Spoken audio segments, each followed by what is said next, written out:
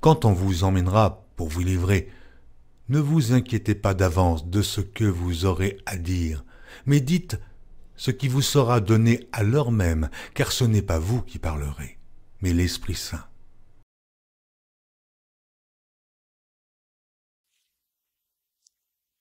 Matthieu 5, verset 3. Alors finalement, j'ai décidé de rester un peu plus longtemps dans le texte, dans ce texte-là, pour revenir sur Genèse tout de suite.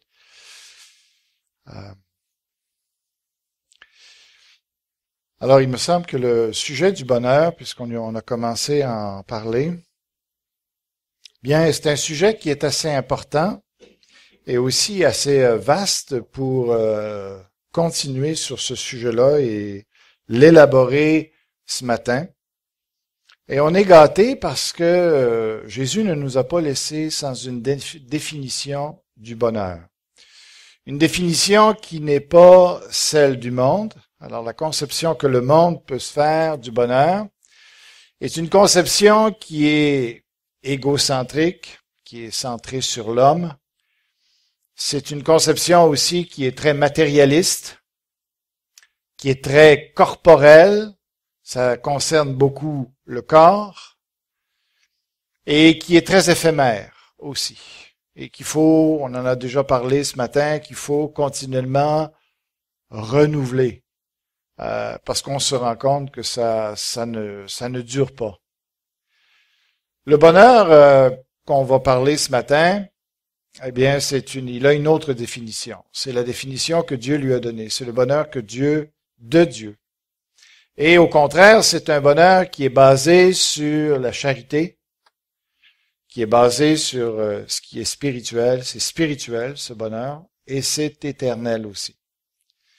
Alors, on a grand intérêt de porter attention à cette définition du bonheur qui vient à l'encontre de ce que l'on pense être le bonheur très souvent et de ce que l'on recherche.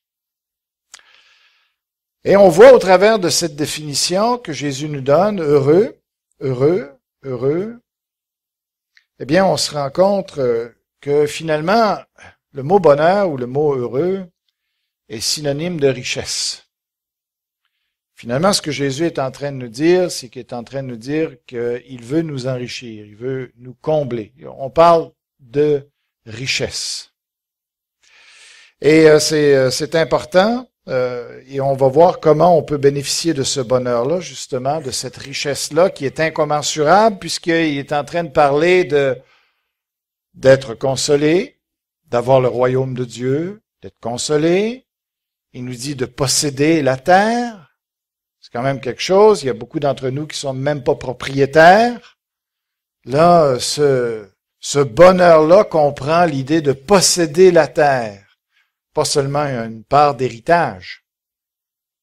Et il nous dit aussi, ce qui est pas rien, heureux ceux qui ont le cœur pur, car ils le verront Dieu. Voir Dieu.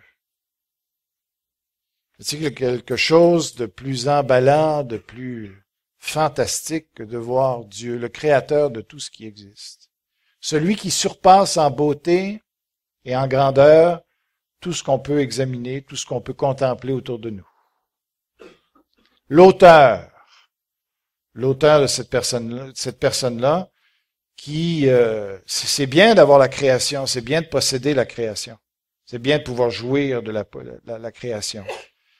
Mais on serait malheureux s'il n'y avait que ça, parce que c'est quelque chose, ça restera toujours une création, ça restera toujours quelque chose de fini. Quelque chose à un moment donné, on en aura fait le tour. C'est pour ça que dans notre société, il y a tant de suicides, parce que ça va tellement vite aujourd'hui ce que les gens peuvent connaître. Ils ont accès à tout. Alors qu'avant, ça prenait des générations avant de faire certaines expériences, et les gens avaient des anticipations, avaient des espérances. Aujourd'hui, c'est de l'instantané en capsule où les jeunes goûtent à tout et rendus à 18 ans, 20 ans, il y en a beaucoup qui ont fait le tour de ce que le monde avait à offrir. Et là, ils se disent, il y a juste ça, c'est tout. Alors, finalement, ce que Dieu pourrait nous offrir, c'est de nous donner un monde nouveau, n'est-ce pas? Mais qui va juste prendre un peu plus de temps à faire le tour. Mais à un moment donné, on serait blasé quand même. Tandis que ce qu'il nous offre dans l'éternité, c'est lui. C'est ça qui est la plus grande richesse de l'éternité. Et lui, on n'en viendra jamais à bout. On n'en fera jamais le tour.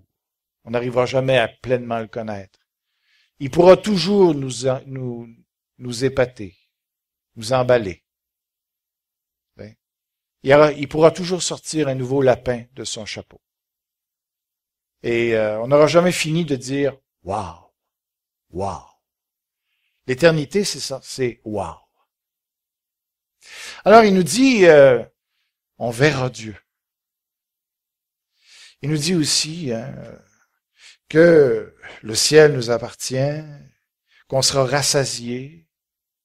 C'est quand même toute une richesse. Alors, mais maintenant, le problème, c'est que on ne peut pas être enrichi de cette richesse si on n'est pas pauvre.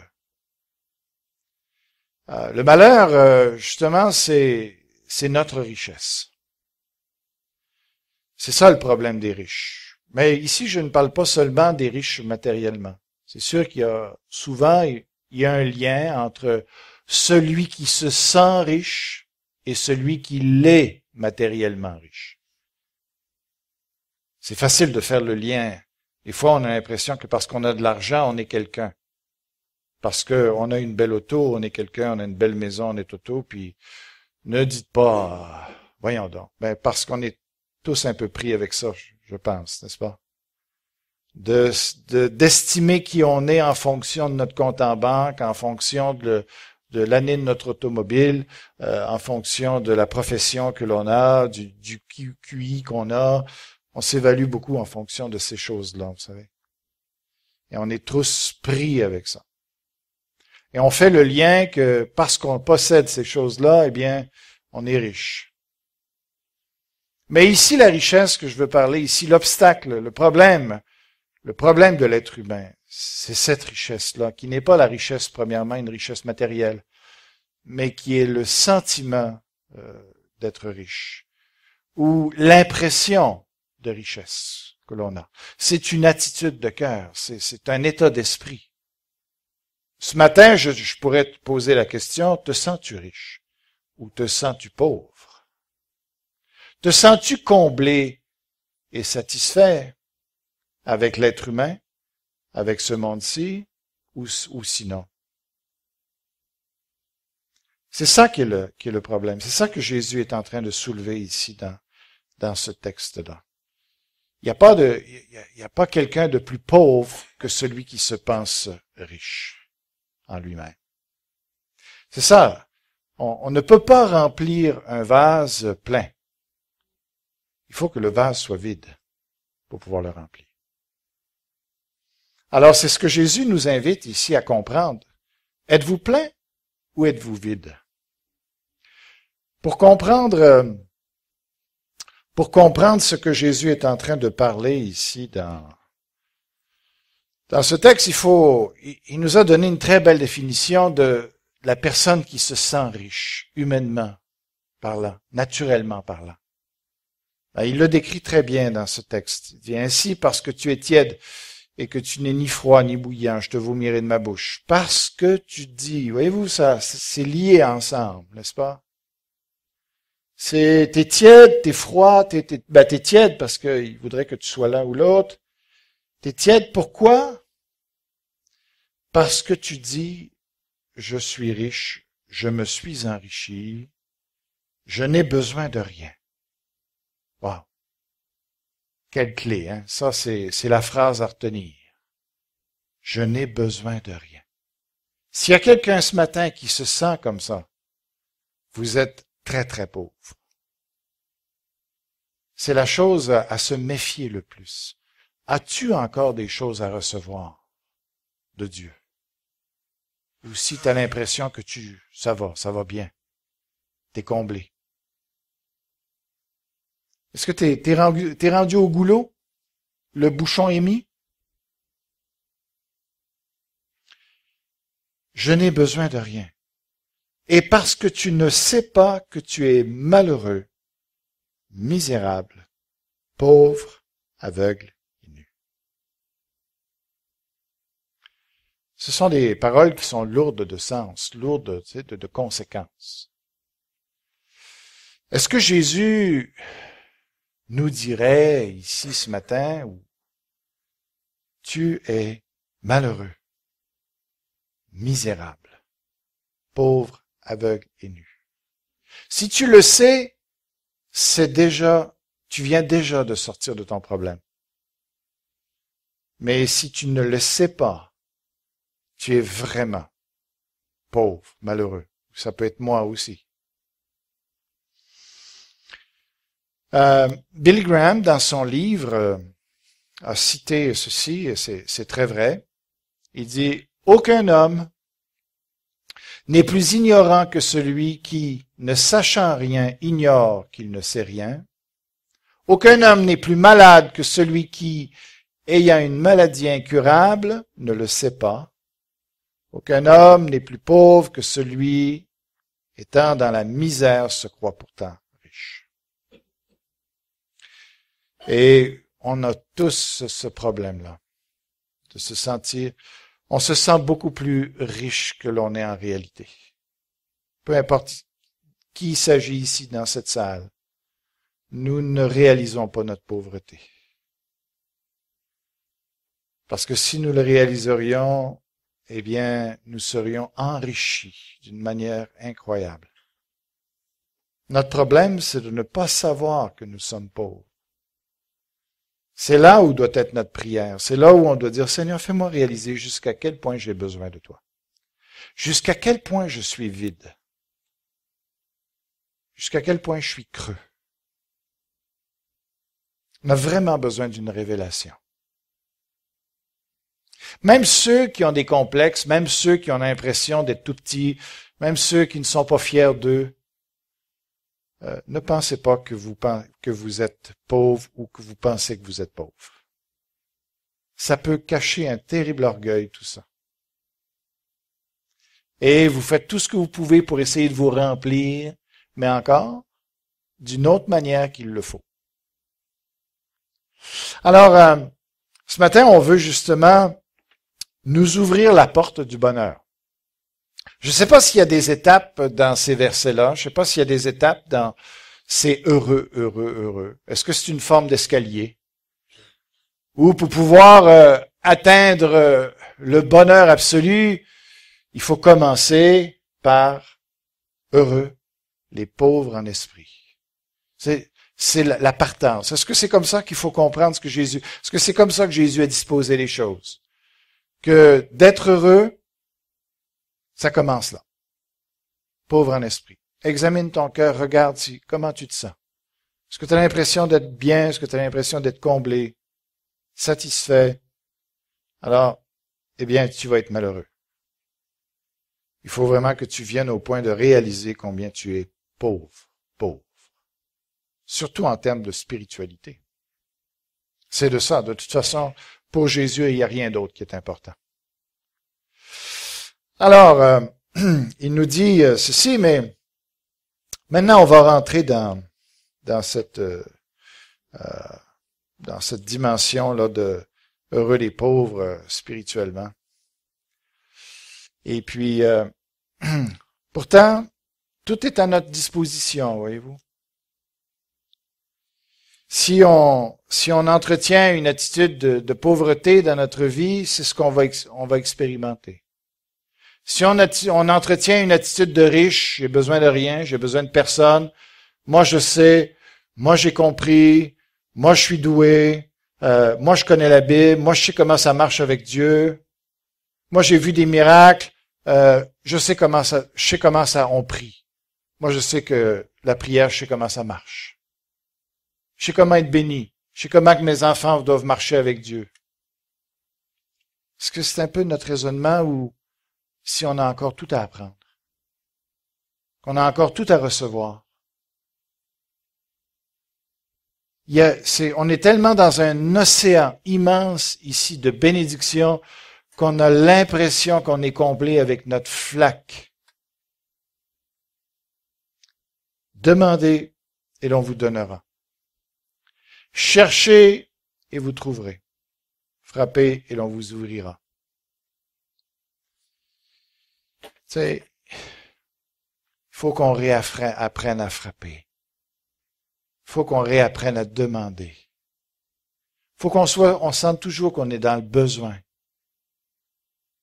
C'est lui qui nous comble. C'est pas nous qui nous comblons.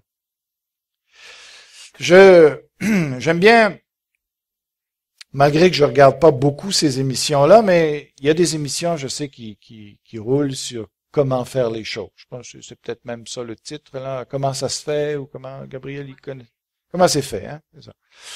Alors lui, il aime ça beaucoup, tu sais, comment c'est fait, puis il est bon là-dedans, puis tu sais, il regarde ça souvent, puis il cherche à comprendre, puis ça, je pense que ça l'aide pas mal.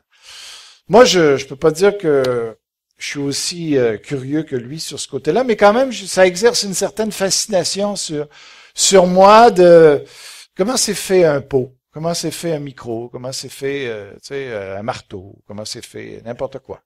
Comment ça se fait, tu sais. Alors, il y a différents procédés pour faire les choses dans ce monde. Hein? Il y a des choses qui sont faites par sculpture.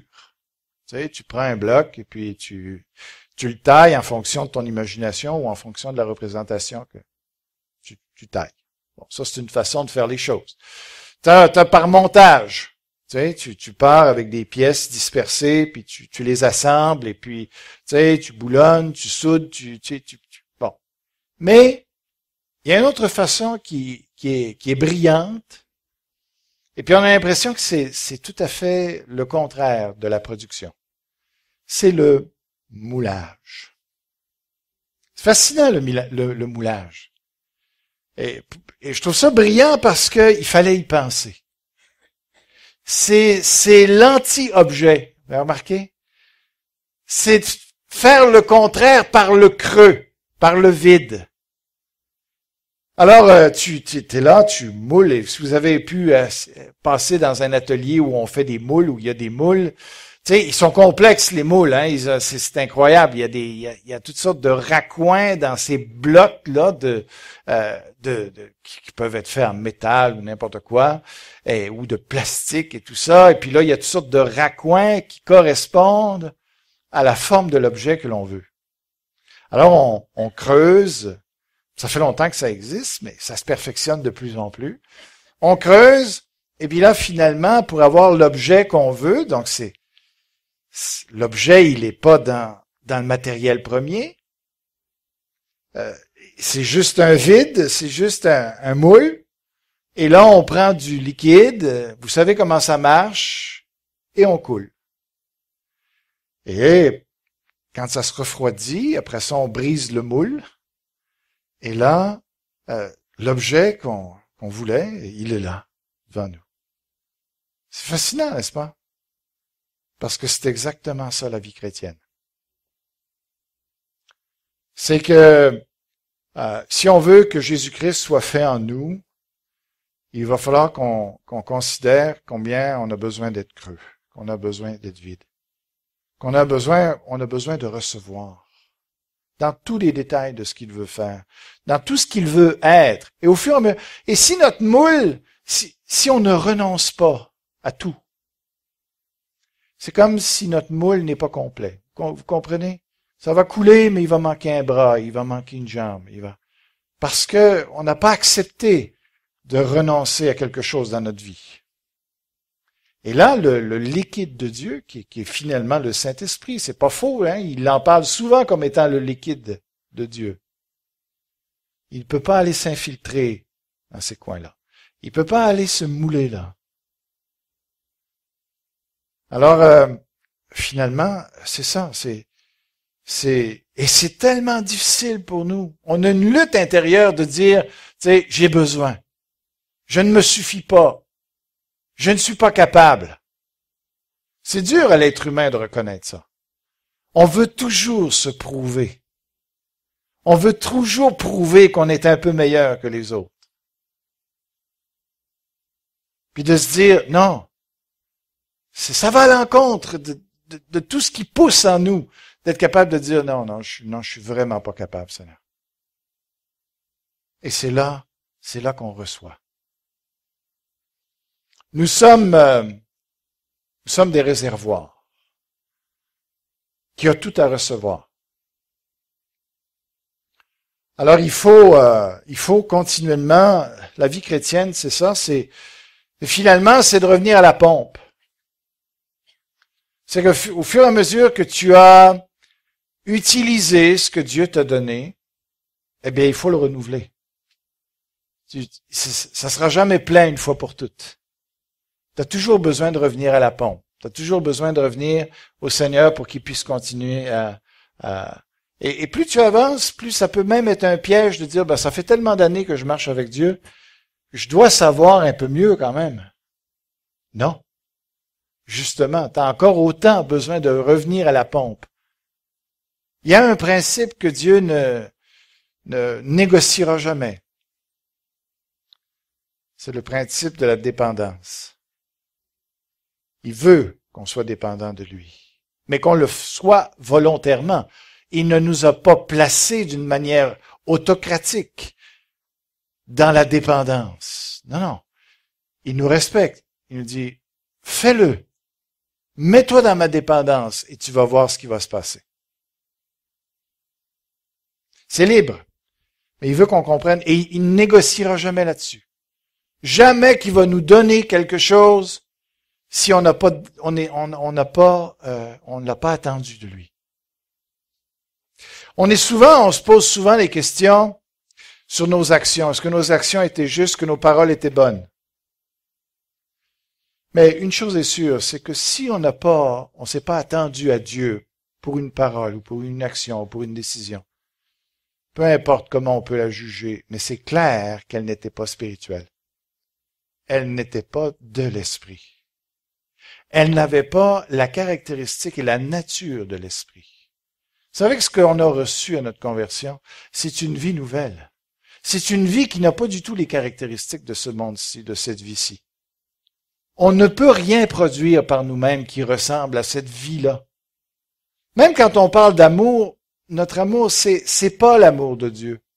Il n'y a rien qui est de ce monde qui ressemble à ce qu'est l'amour de Dieu ou ce qui est Dieu.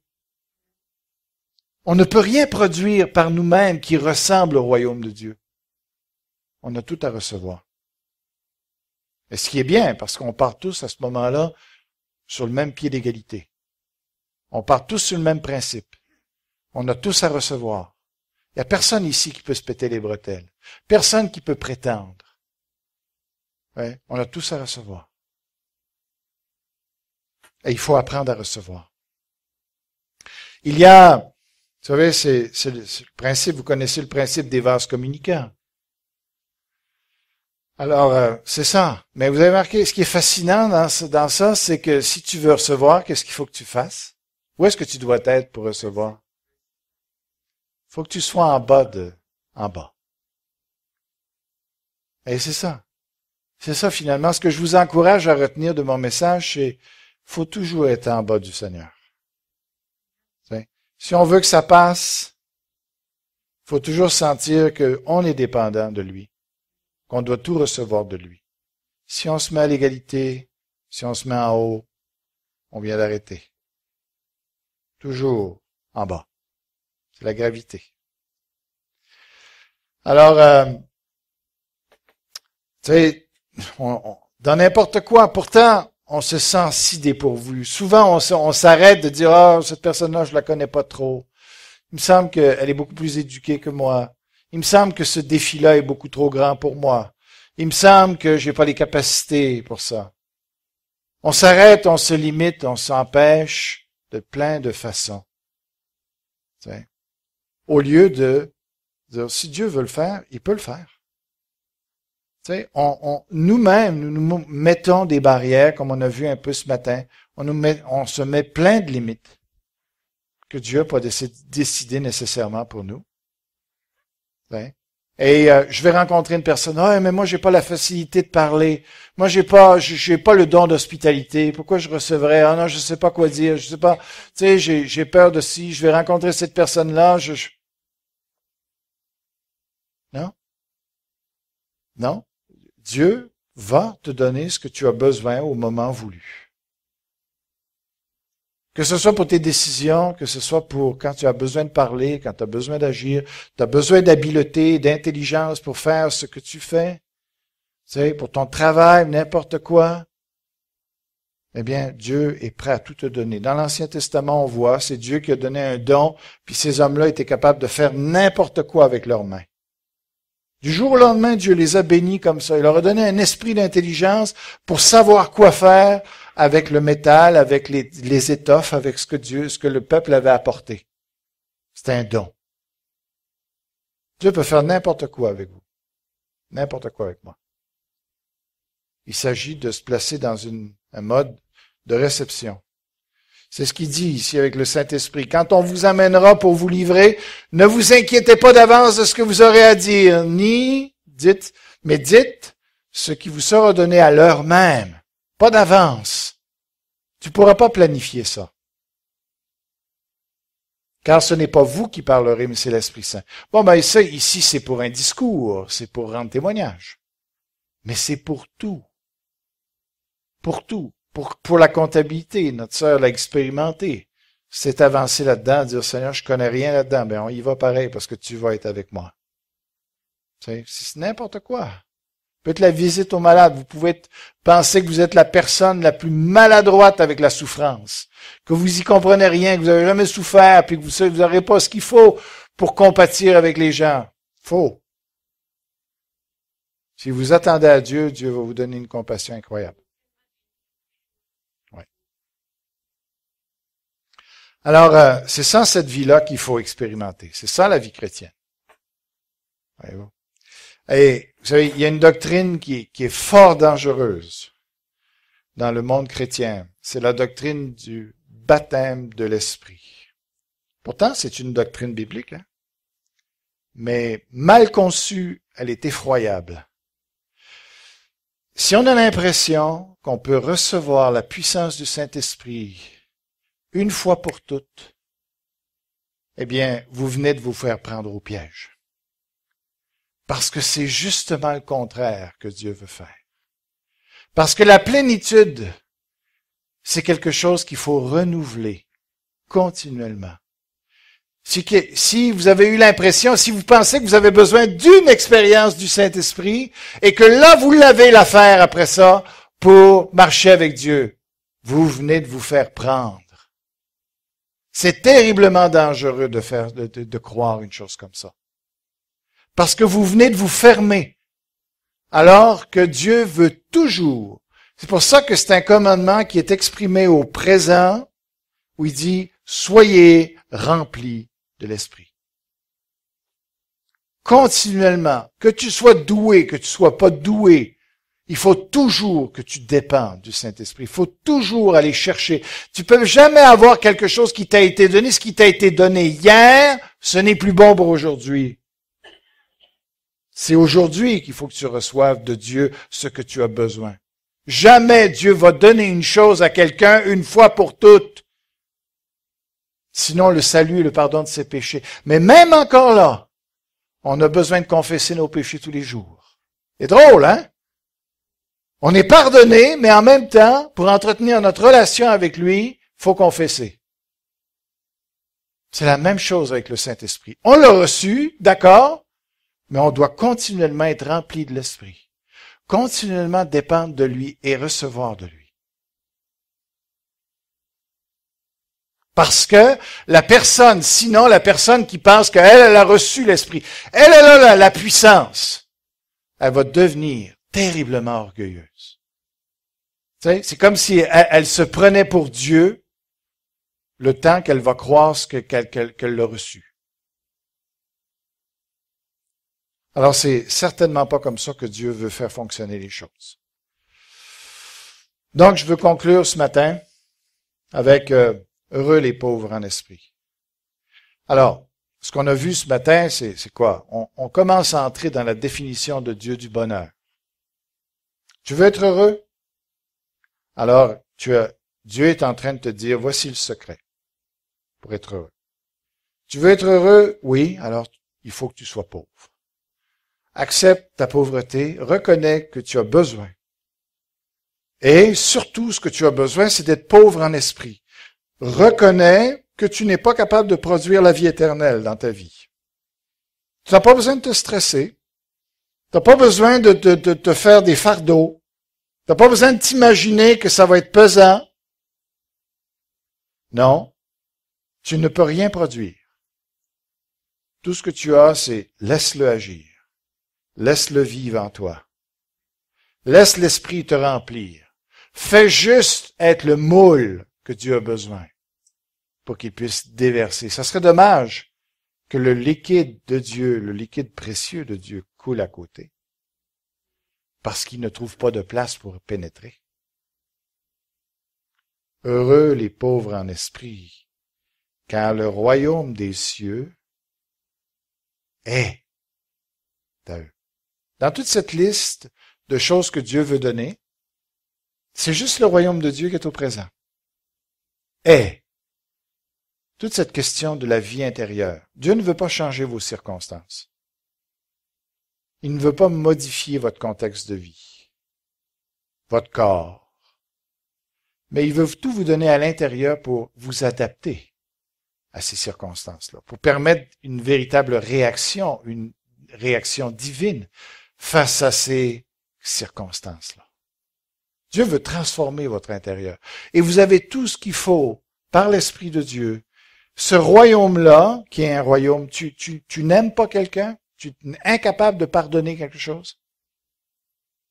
Va à Dieu. Reconnais cela. Reconnais ta pauvreté. C'est pas un désastre si tu ne peux pas le faire. C'est l'occasion à Dieu d'intervenir. Alors, le Seigneur va te le donner. Si tu te sens pauvre, il va te donner de pardonner. Cette personne-là, son tempérament, son caractère te tape royalement sur les nerfs. Pas de problème. Reconnais que par toi-même, tu ne pourras jamais l'aimer. Mais le Seigneur est capable de l'aimer en toi, par exemple. Et il veut le faire. Ouais. Tu n'as pas d'habileté dans ton métier, tu as l'impression toujours de faire une performance qui est inadéquate.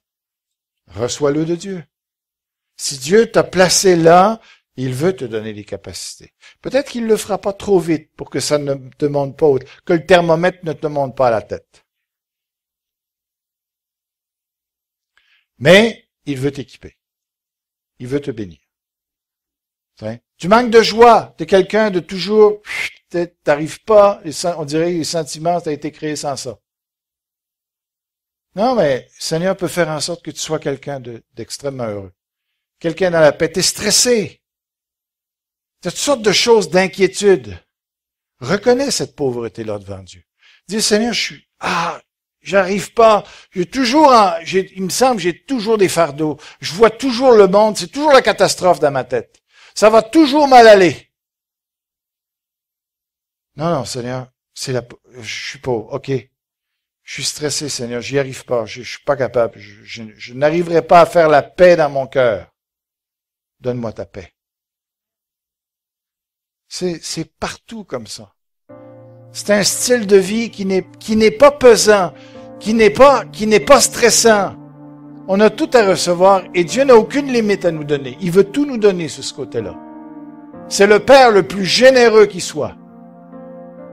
Le problème, c'est que nous mettons des contraintes à tout ça. Que nous essayons de vivre la vie chrétienne par nos propres forces. Alors qu'il faut juste reconnaître qu'il n'y a rien qu'on va pouvoir l'épuiser en nous, que tout se puise auprès de Dieu. Dans tous les défis que vous rencontrez, que Dieu vous bénisse. Prions. Seigneur, que tu puisses vraiment bénir ta parole. Aide-nous à être pauvres. Aide-nous à avoir ce sentiment qu'on est inadéquat, complètement inadéquat, pour vivre la vie chrétienne, pour vivre la vie éternelle. Mais Seigneur, en même temps, on possède toutes choses en toi. Au nom de Jésus.